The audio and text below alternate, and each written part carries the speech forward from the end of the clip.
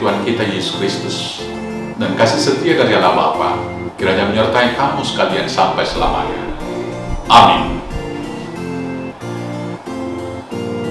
Selamat pagi Bapak Ibu Saudara, mari kita memuliakan Tuhan dengan semua karya dan kerja kita. Dan kita diberangkatkan dengan firman Tuhan yang akan saya bacakan dari surat Rasul Paulus dari Roma pasal 8 ayat 28. Demikian firman Tuhan. Kita tahu sekarang bahwa Allah turut bekerja dalam segala sesuatu untuk mendatangkan kebaikan bagi mereka yang mengasihi Dia, yaitu bagi mereka yang terpanggil sesuai dengan rencana Allah. Saudaraku yang terkasih dalam Yesus, jalan Tuhan sungguh tidak dapat kita selam. Jalan Tuhan sering sekali tidak dapat kita pahami dengan logika kita yang sempit dan dangkal. Sebagian orang Kristen atau orang percaya ketika menghadapi pergumulan dan penderitaan sering sekali berpikir bahwa Tuhan itu tidak adil dengan mempertanyakan, apa dosaku? Apa yang telah saya perbuat? Dan mengatakan, saya rajin untuk beribadah dan memuliakan Tuhan. Mengapa penderitaan ini harus saya alami? Saudara-saudara yang terkasih dalam Yesus Kristus, demikianlah Tuhan di dalam kehidupan kita ini tidak dapat kita selami. Mari kita mulai untuk mencoba memahami bagaimana mungkin jalan Tuhan untuk menebus manusia memilih jalan salib, jalan penderitaan atau via dolorosa. Tuhan mana yang harus menderita untuk menyelamatkan? Tetapi itulah cara Tuhan. Tuhan memilih ikut menderita dengan manusia yang penuh dosa. Tuhan mengutus anaknya dan mati di kayu salib. Karena dengan demikianlah Dia sempurnakan karya penyelamatan itu. Karena bahkan maut sekalipun telah Dia lewati, maka sempurnalah karya penyelamatan tersebut. Saudara-saudaraku yang terkasih dalam Yesus Kristus, dalam perikop renungan hari ini Rasul Paulus mengajar kita untuk tetap hidup dalam pengharapan walau menghadapi kenyataan di dalam kehidupan kita yang penuh pergumulan dan penderitaan. Dan kita diajak agar dapat melihat segala hal itu dengan iman, supaya kita dapat melihat bahwa Tuhan bekerja dalam penderitaan dan sukacita itu hanya untuk mendatangkan kebaikan bagi kita. Bagaimanakah kita dapat melihat hal tersebut? Yang pertama, yakin akan kemuliaan yang akan datang. Tidak ada kesuksesan yang tanpa belajar. Tidak ada panen dari petani tanpa berjelilah mencangkul dan merawat tanaman. Demikianlah kemenangan iman dan kemuliaan harus diperoleh dengan ujian. Maka sebagai orang percaya ketika menghadapi penderitaan, jangan pernah berputus asa, tetapi yakinkanlah diri kita bahwa itu hanya ujian untuk memurnikan iman kita, supaya kita menjadi pemenang. Firman Tuhan berkata, yang disampaikan oleh Rasul Petrus dalam 1 Petrus 1 ayat 6-7 demikian, bergembiralah akan hal itu, sekalipun sekarang ini kamu seketika harus berduka cita oleh berbagai-bagai pencobaan.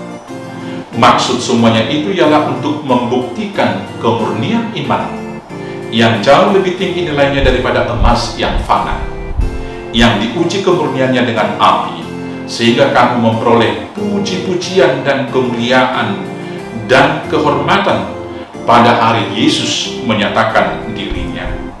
Berangkat dari keyakinan akan firman di atas, maka kita mampu bersukacita dalam pengharapan, sabar di dalam penderitaan, dan dengan iman kita berkata seperti Paulus, sebab aku yakin bahwa penderitaan zaman sekarang ini tidak dapat dibandingkan dengan kemuliaan yang akan dinyatakan pada kita.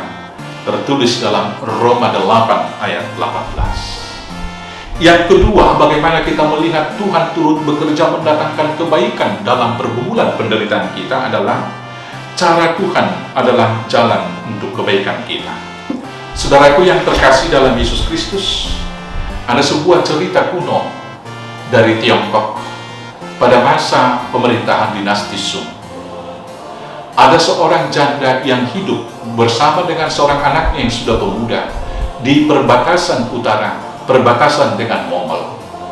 Mereka hidup dari menyewakan jasa kuda beban, mengangkat barang-barang orang-orang atau para pedagang yang melewati perbatasan tersebut.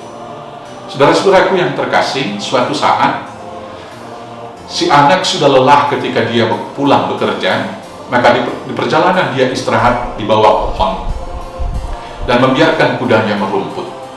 Ketika dia tertidur dan setelah bangun dia melihat kudanya tidak ada lagi, maka dia pulang dengan hati yang sedih, juga rasa was-was, dia takut dimarahi oleh ibunya. Dan benar, ketika dia tiba di rumah, ibunya menanyakan, "Di mana kuda kita?"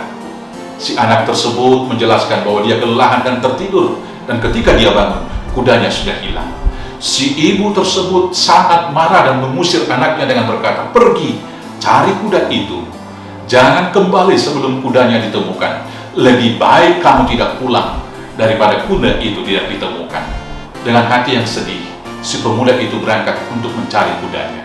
Setelah kurang lebih 2 hari dia menemukan kudanya, tetapi kudanya tidak lagi hanya seekor, telah diikuti 2 ekor kuda yang lain, seekor kuda betina yang baru melahirkan, dan anak kuda betina yang masih kecil. Dia tuntun kudanya dan pulang, dan ketika ibunya melihat, dia menanyakan, "Kuda siapa kuda betina dan anaknya ini?" Si anak menjelaskan, "Kuda ini adalah kuda liar. Rupanya kuda jantan kita berlari pergi mengikuti kuda liar ini. Dan ketika saya cari, maka kuda ini juga mengikuti."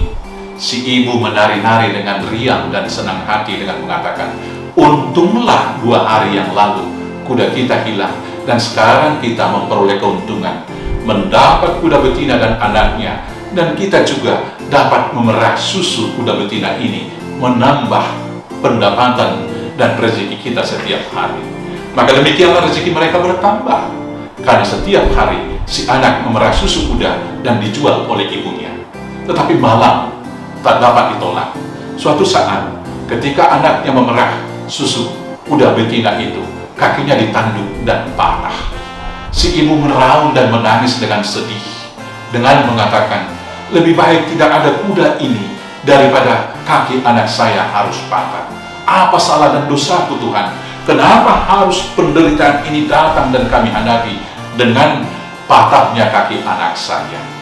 Saudaraku yang terkasih, kurang lebih 3 hari kemudian datanglah utusan dari kekaisaran yang mengatakan, yang memerintahkan bahwa seluruh pemuda di kampung ini dan orang dewasa yang masih sehat harus berangkat ke front terdepan untuk melawan ekspansi pasukan Mongol.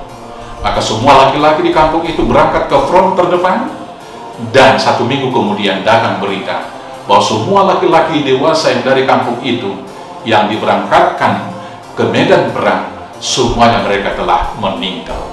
Mendengar berita itu, si ibu itu kembali menari-nari dengan riang dengan mengatakan, "Puji Tuhan, untunglah kaki anak saya patah sehingga dia tidak ikut berperang dan tidak mati." Saudara-saudaraku yang kekasih dalam Yesus Kristus, demikianlah cara Tuhan mendatangkan kebaikan dalam hidup kita. Ketika kita menghadapi penderitaan, bisa saja seperti yang dialami oleh ibu dengan anaknya tadi yang di daerah Tiongkok. Bisa saja semua penderitaan-penderitaan itu dipakai Tuhan untuk membentuk kita dan memberikan kita sukacita di balik penderitaan tersebut. Sesungguhnya Allah turut bekerja mendatangkan kebaikan bagi kita. Demikianlah firman Tuhan.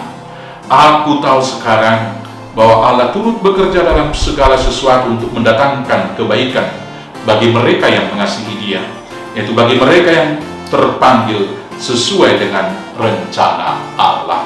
Selamat mengetahui rencana terbaik Tuhan bagi kamu. Tuhan Yesus memberkati. Amin.